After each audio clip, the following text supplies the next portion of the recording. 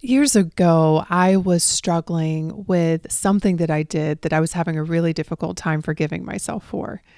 And I came across this quote by Doreen Virtue that caused me to consider that self-forgiveness is the answer to a beautiful life. She said, "Forgive yourself for what you think you've done or not done. At every moment, you had your reasons for all of your actions and decisions. You've always done the best that you could do. Forgive yourself." Are you struggling with something right now that you just can't seem to forgive yourself for? In this episode, I want to talk about how to forgive yourself, how to extend yourself grace and love and compassion, because the last thing this world needs is someone who is withholding love from themselves. So let's dive in. Welcome to the School of Self-Image, where personal development meets style. Here's your hostess, Master Life Coach, Tonya Leigh. Hello, my gorgeous friends. How are you doing? I'm feeling very chill today. I've been working since 8 o'clock, which is very unusual for me. I told my team, I'm like, don't schedule anything before 10 because I'm useless. But I'm on Pacific time. And so everything's pushed back 3 hours. So I had my first meeting at 8 o'clock and it is now 3 in the afternoon and I still have another call in an hour and a half. So I'm taking a little break and decided to record this episode of the podcast all about forgiving yourself. More specifically, how to forgive yourself. Right now, there's someone listening to this who is withholding forgiveness from themselves.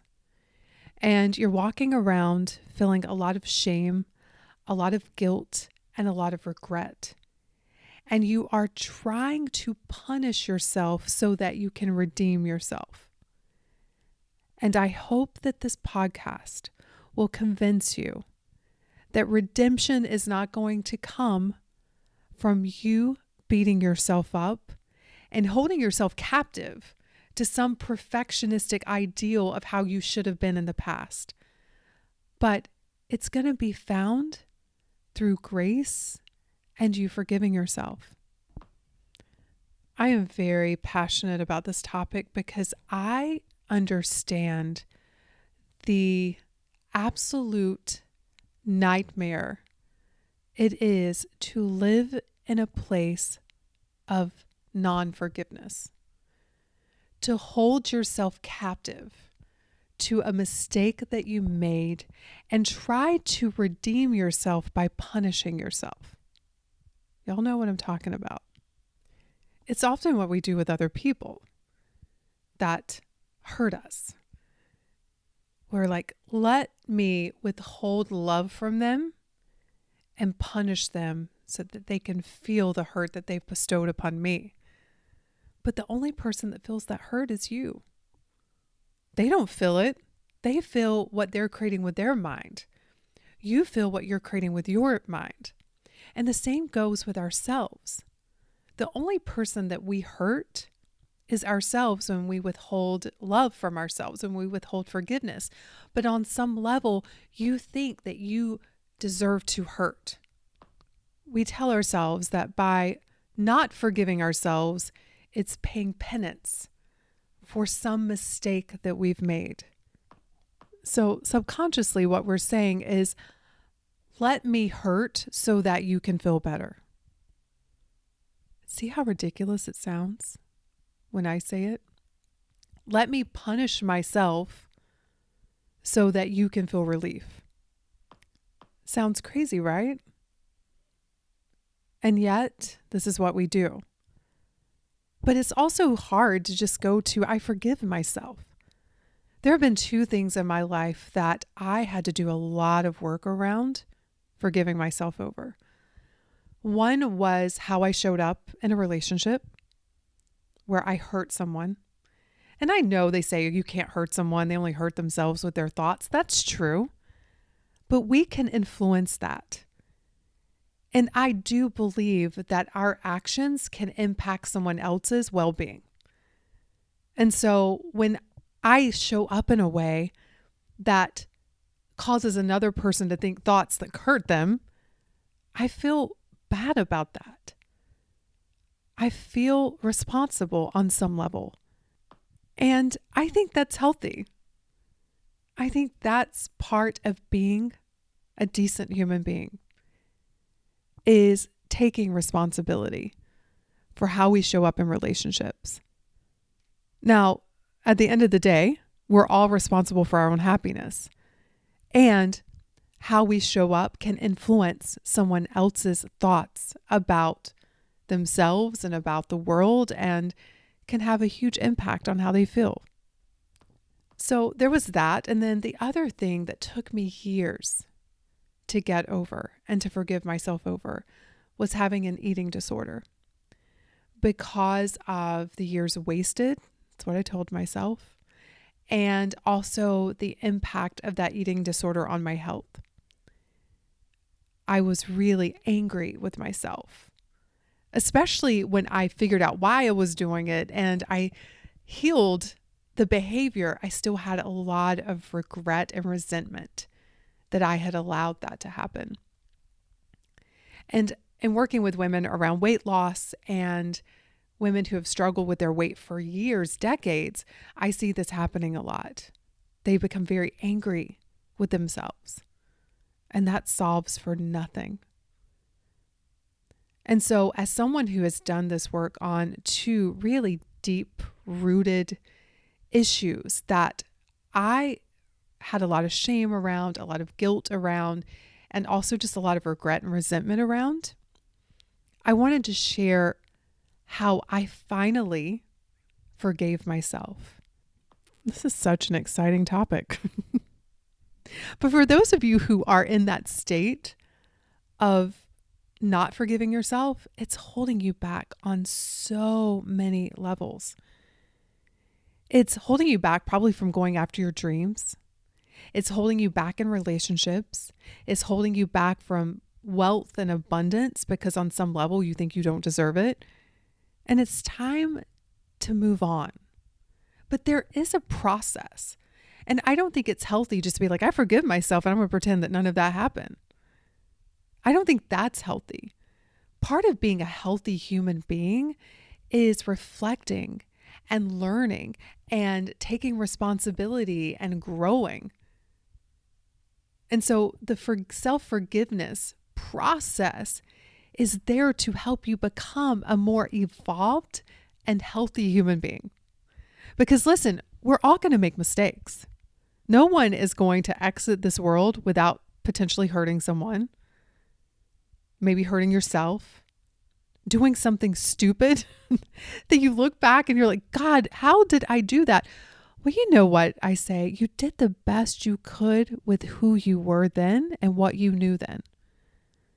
The you today probably wouldn't do that, but you needed to do that to learn and grow to get you to the wiser version that you are today.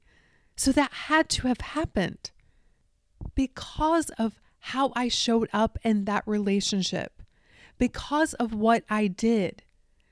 And what I learned through that means I will never, ever do that again. I learned so much. I understood why, and I had so much compassion for myself. But it also taught me I don't want to ever feel like this again. I don't want to ever do this again. I don't want to ever do this to another human being again. And I was so young. And with what I knew then, I can understand now looking back like why I did what I did. But won't happen again. Why? Because that happened. So the first step to forgiving yourself is not arguing with what is. Yes, the first step, my friends, is acceptance. I know we want to argue. I shouldn't have done that. That was so dumb. I knew better. Why? I had a client not too long ago who was so upset with herself because she made the decision to move to a new place and she sold her old place and now she hates the new place. And so she's beating herself up and she's not forgiving herself for this thing that she considers to be a mistake. It's just like when I moved to Puerto Rico for 2 weeks. I could have been really upset with myself for a long time.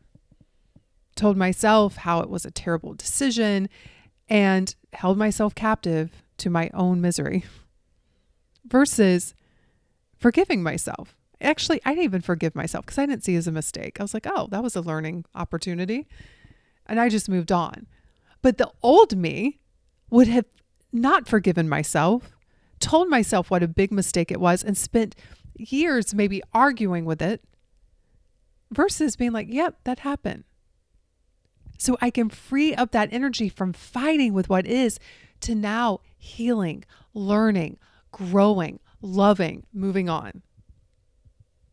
I love what Byron Katie says. To argue with reality is to argue with God, and you only lose 100% of the time. A lot of y'all are arguing with what has happened, and that is causing you not to be able to move on and start the healing process and forgiving yourself. So step 1 is acceptance. Step 2, my friends, is taking responsibility. This is not about denying that something happened. It's not putting your head in the sand and trying to spiritually bypass and use your thoughts to feel great about something that maybe you need to take a pause and be like, yep, I need to take responsibility for my part in this situation. I need to look at how I contributed to this. This is healthy. It's part of the process. And yet I've seen some people avoid this. I've seen some people who don't want to feel the guilt, the shame, and so they immediately go to blaming the other person, like, because they did this, I did this. And there's no self-growth in that. Guilt and shame can sometimes be a clue as to something that you don't want to do again. It can be a clue of like, oh, I lived outside of my values. I lived outside of who I want to be. Good to know. Now, this is very different than living in perpetual guilt and perpetual shame. Not talking about that. I'm talking about when you do something and you feel guilty or shame because you know this doesn't align with who I want to be. That's good to know. And it's a beautiful thing to take responsibility for those actions. So for me, it's simply me saying, you know what? That's not okay with me, how I showed up, what I said, what I did. That is not who I want to be. That's not how I want to live my life. Those are not my values. And at the same time, it's doing it with so much grace and compassion and realizing life really is about the contrast. Sometimes we need to do that to understand who we really are. You do that and it feels terrible and you're like, oh, that's not who I am. If that's who I was, it wouldn't feel so bad. That's not who I want to be. Good to know. And so this whole process has to be filled with so much love for yourself and compassion for yourself because you're a human being having a human experience. And to me, that's what forgiveness is. Forgiveness is saying, I forgive you for being a human, right? Because human beings are going to make mistakes. We're going to mess things up. We're going to say things that might hurt someone else. We're going to do things that might hurt someone else. But as long as we're willing to learn from it, to grow from it, all these seemingly mistakes that we're making become gold. They become the very thing that grow us as humans, but we have to forgive ourselves along the way or we get stuck in really, really negative patterns. We get stuck in shame. We get stuck in guilt. We get stuck in regret. And that's what holds us back. And this is exactly why you need to learn the art of self-forgiveness. Because trust me, you're going to make more mistakes. I make them all of the time. I've just gotten really good at forgiving myself and moving on. And sometimes it's a little bit harder than others. But the more you do this practice, I promise you, the easier it gets. So first step, acceptance. Second step, responsibility. Third step is to review. This is where you review what happened. and why it happened. This is where you get to learn. You get to learn what you're afraid of. You get to learn what internal motivators that you have. What's driving you? And do you like that? You get to learn about what you desire and is it really good for you? You get to learn about your behavior and the energy driving what you do and what you don't do. You get to learn more about who you want to be, and you get to learn who you don't want to be. And that's what I was saying earlier. This is why our mistakes are our gold if we learn how to forgive ourselves.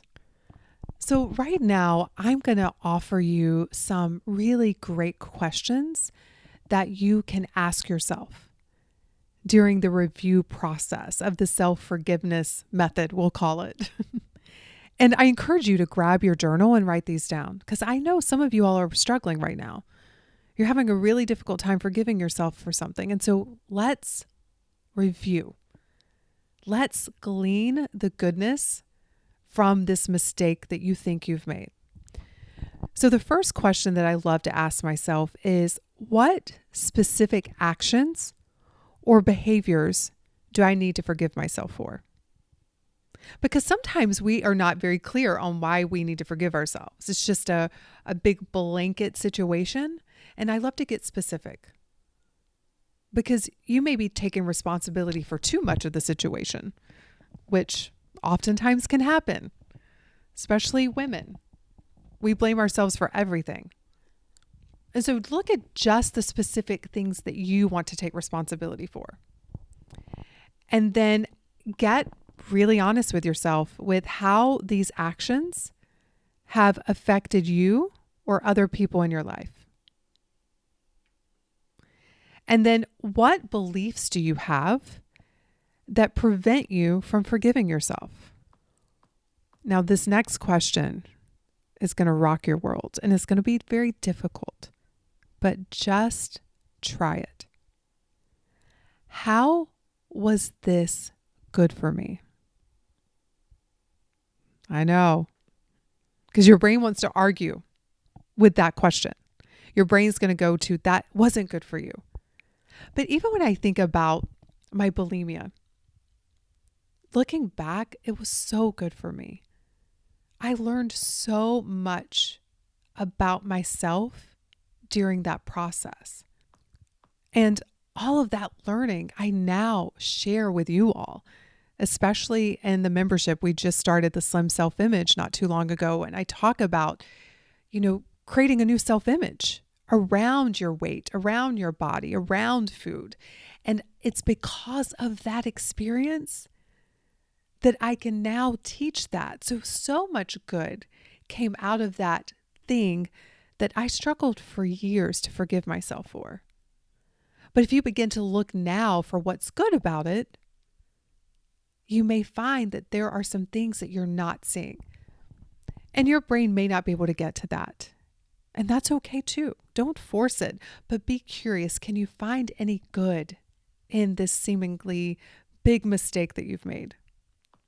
I also love to ask myself what lessons I can take away from the experience. And then how can I apply those lessons moving forward?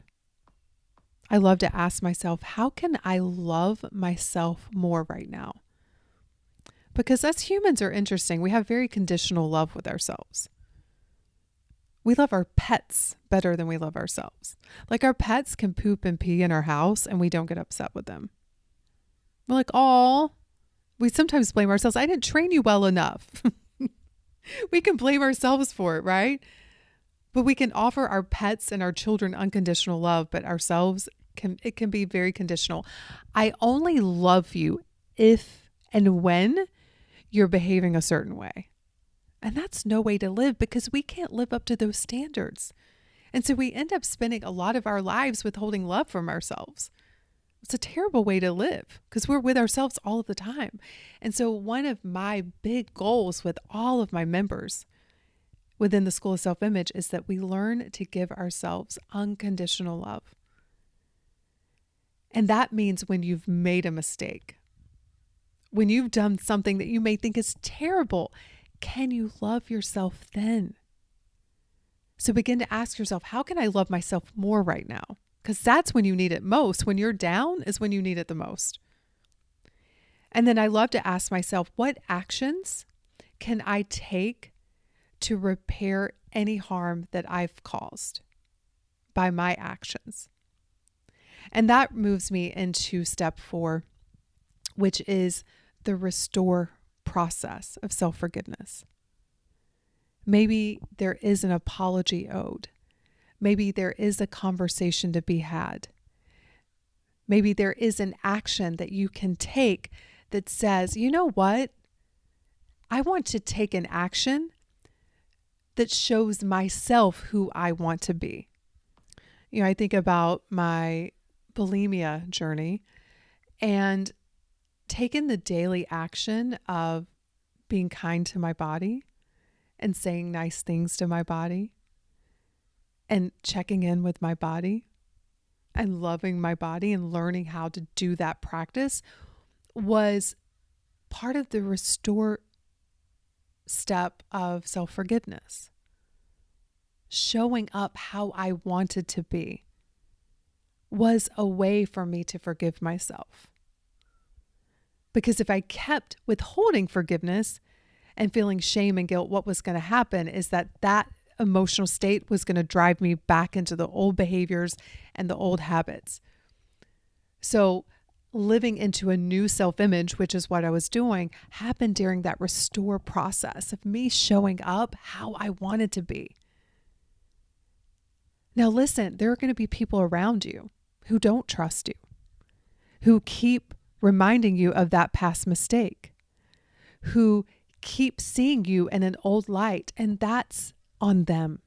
You have to let them have their own journey and their own story. This is about you forgiving yourself and you showing yourself who you are being. And let me tell you, over time, those people will come around. With consistency of you staying true to who you want to be and living in alignment with your values, eventually those people will see the new you. But even if they don't, even if they're still stuck in that old version of you, you've got to make peace with that because you can't control how other people see you. You can't control their thoughts about you. You can influence it, but sometimes people are stuck in their own resentment and their own regret and their own story. And here's the thing that I've noticed. The people who have a hard time forgiving you are the same people that have a hard time forgiving themselves. The more I forgive myself, the easier it is for me to forgive others. And so just keep that in the back of your mind as well.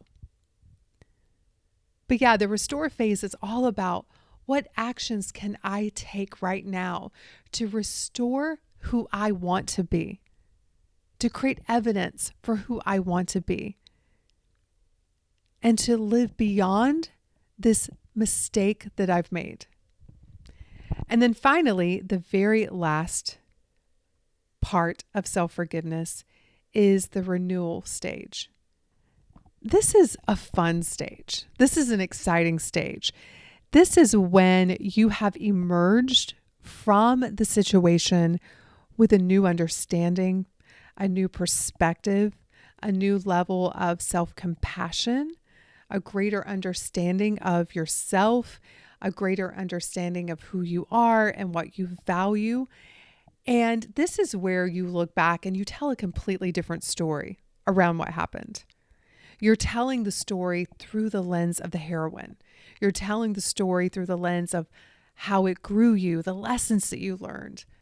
The renewal stage is when you feel like a new version of yourself. And you look back and you realize that you are a new version of yourself because of what happened, not in spite of it. So no matter what you've done, no matter how big the mistake is that you think you've made, no matter who and how much you think you've hurt someone, I want you to understand this. No one wins by you withholding forgiveness for yourself and for other people. I can't help but to think about the common phrase, hurt people hurt people. And oftentimes it's the hurt that causes us to do things that hurt. And then we don't forgive ourselves, creating more hurt. And this cycle continues until someone is willing to stop the madness, until someone is ready to heal themselves. And that's when the healing, the collective healing, can begin to happen. And so if you really want to help the world, if you really want to serve your family, serve the world, make the world a better place, as cliche as this may sound, it really does begin with self-forgiveness. Have a gorgeous, gorgeous week, my friends. I love you, and I cannot wait to see you on the next episode. Cheers. Hey there. Got a question for you. Have you subscribed to the weekly edit? If not, what in the world? This is your ultimate guide to transforming your self-image. You're going to learn how to upgrade your mindset, banish self-doubt, and embrace self-love. You will cultivate a positive outlook that radiates from within. But that's not all. At the School of Self-Image, we also believe in the power of style and surroundings to change how you see yourself. So expect weekly tips on how to upgrade how you're showing up in the world in your style, as well as what surrounds you, and making intentional choices about both. The Edit is your go-to resource for a total self-image makeover. It's like having a personal cheerleader, a stylist, and a best friend all rolled into one. So, what are you waiting for? Say goodbye to the self that's holding you back and hello to the new you. Sign up for the Edit today by going to schoolofselfimage.com/edit, and I will see you in your inbox.